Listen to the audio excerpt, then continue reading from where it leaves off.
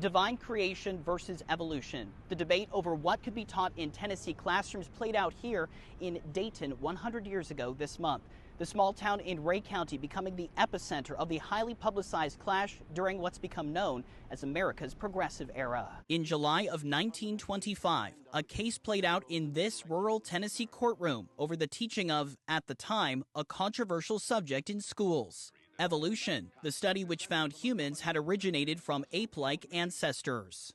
Consequently, we're still having many of those arguments today. Rick Dye is the president of the Ray Heritage Preservation Foundation, an independent group that works to celebrate and honor history in the region. Tom Davis, the vice president of the foundation, summarizing the historic Scopes trial in 3 words. Important, significant, enduring. The upcoming battle had been facetiously dubbed the monkey trial. In March of 1925, Tennessee became the first state to pass an anti-evolution statute. It prevented the teaching of any theory that denied the biblical account of creation. High schools in rural America had only existed for about 20 or 25 years. The famous case got its legs when the superintendent of a local coal and iron company in Dayton, George Rapelier, hatched a plan to bring publicity to the small city. He noticed an advertisement in the Chattanooga Times from the American Civil Liberties Union looking for a teacher to challenge the Butler Act.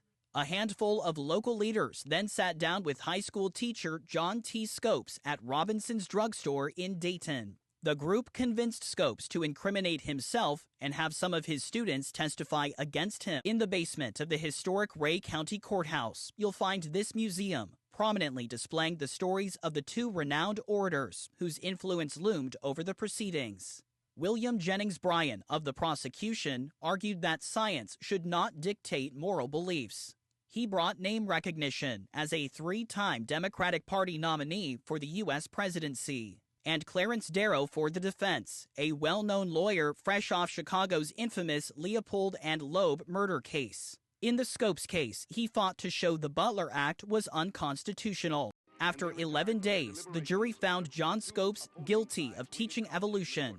The judge fined Scopes $100, but at the time, a judge could not impose a fine greater than $50. That technicality eventually overturned Scopes' conviction. However, the Butler Act remained in place until 1967.